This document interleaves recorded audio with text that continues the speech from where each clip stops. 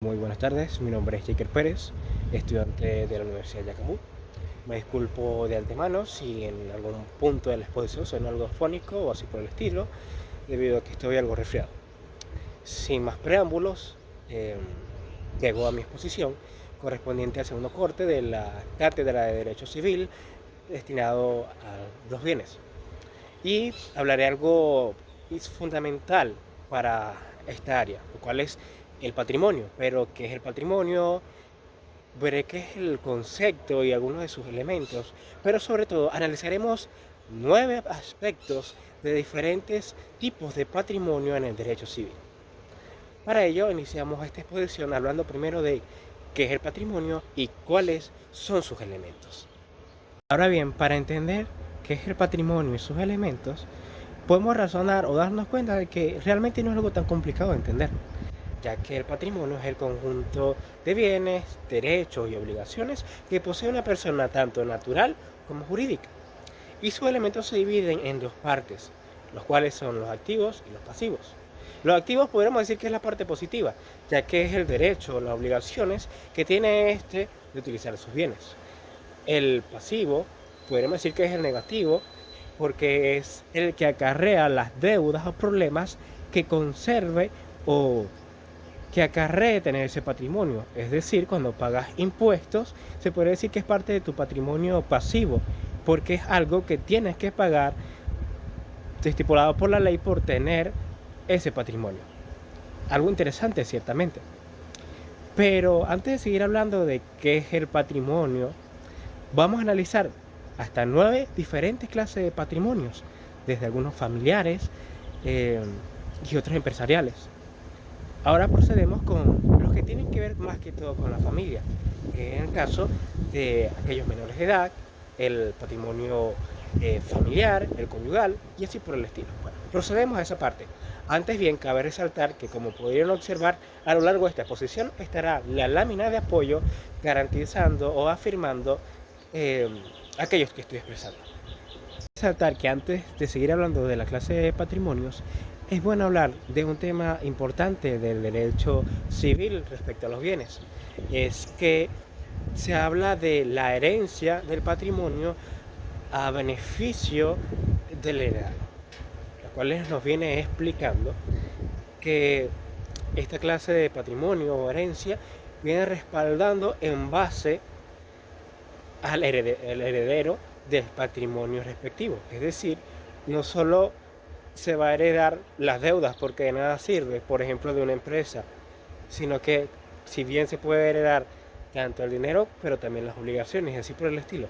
Siempre esta clase de herencia busca el beneficio del heredero, el cual es que no solo tenga el lado negativo del patrimonio, que sería un patrimonio pasivo, podríamos decir, sino del activo, que es de los bienes como tal que se le han heredado.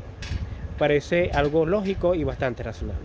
Ahora bien, hablaremos de otros dos temas, que vienen hablando de un patrimonio más familiar.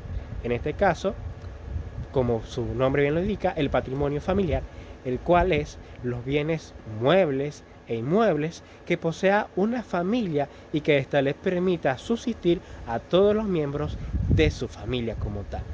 También hablaremos ahora de otro punto, el cual es el tutor de un menor de edad. En este viene aclarando que un tutor a un menor de edad, en palabras más sencillas o jurídicamente hablando, el patrimonio de un menor no emancipado se refiere, como bien antes expresaba, que es un tutor asignado por un juez a este menor de edad no emancipado, el cual es el encargado de tomar elecciones importantes, las cuales requieran de una persona capacitada mentalmente y que sea también mayor de edad. Ahora bien, hablaremos de otra clase de patrimonios, que también son igual de importantes.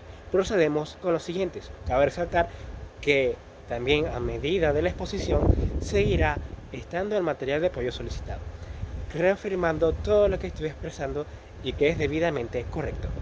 Hablaremos de tres clases de patrimonio bastante interesantes, en el cual es en el del cónyuge, el cual nos expresa que todo matrimonio neto hecho cuando están casados se debe dividir entre los dos, a menos haya un acuerdo preliminar antes de casarse. Por ejemplo, si dos personas se divorcian, lo más idóneo, si no han tenido un acuerdo previo, el patrimonio se debe dividir entre los dos. El patrimonio neto alcanzado cuando estos estuvieron casados. Ahora bien, hablaremos de otra clase del patrimonio, el cual es algo muy interesante realmente, porque es el patrimonio indeterminado, el cual viene hablando que es una clase de patrimonio que es asignado a una persona indefinidamente o indeterminadamente cuando aún no se sabe a quién va a ir como tal los bienes. Ejemplo, de que una persona haya confiado cierta cantidad de dinero de su empresa, pero no se sabe con exactitud a quién debe ir esos bienes, se dejaría a cargo a una persona que no gastaría esos bienes, pero los tendría de una manera congelados mientras esto se divide entre todos. Ahora hablaremos de otra clase de patrimonio, que es un poquito muy interesante y la verdad a veces controversial, porque es el patrimonio del ausente, que es cuando una persona no se sabe si realmente existe y dónde está. En este caso se tiene que esperar y estar ordenadamente todo jurídicamente para ver si este ausente no aparece o no, para saber a quién como tal van a ir los bienes destinados de esta persona ausente, la cual no se sabe si existe o dónde se encuentra específicamente. Ahora bien, pasemos a otra clase de patrimonios, los cuales también vienen siendo fundamentales. Por consiguiente, hablaremos ahora de dos clases de patrimonios, pero estos van de la mano, los cuales son el patrimonio colectivo y el residual. En el caso del colectivo, según Díaz y Guillén, puede ser una clase de patrimonio cuando estos están en pluralidad o pertenecen a diferentes clases de personas. Entonces, en síntesis, podremos decir fácilmente que un patrimonio colectivo es una clase de patrimonio que se debe dividir entre varios socios. Ahora bien, pasamos al patrimonio que está relacionado con este, que es el patrimonio residual. ¿Cuál es?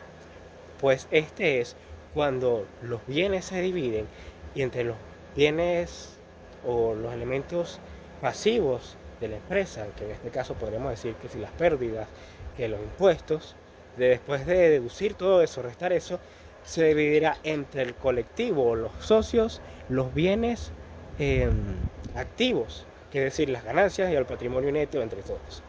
La verdad que es bastante interesante y va relacionado de la mano con el colectivo, porque los dos vienen hablando de dividirlo en pluralidad o entre varias personas. Ahora bien, hablaremos del último patrimonio de esta exposición. Y bien, como tal, hablaré sobre el último patrimonio, que es el autónomo, el cual es muy interesante, porque viene hablando bastante referido a la herencia, porque es una clase de herencia, pero con condiciones. Es decir, va al fiduciario, o es un fideicomiso, o en este caso, patrimonio autónomo, el cual es la clase de patrimonio que va dirigido y tiene que cumplirse y gastarse en lo cual se ha referido en la ley o en el contrato en lo cual este ha sido hecho. Y bueno, la verdad, con esto termina la exposición. Hemos llegado a la conclusión de que el patrimonio es algo bastante primordial y hay diferentes subramas en los cuales podemos apreciar que es importante y que varía desde lo más íntimo, que es lo familiar, hasta lo que es las empresas, lo cual es la herencia y así por el estilo. Me disculpo la poca iluminación y algunos inconvenientes. Estoy con gripe, entonces tuve que cortar el video por medio de una crisis de tos, entonces, ¿qué le puedo decir?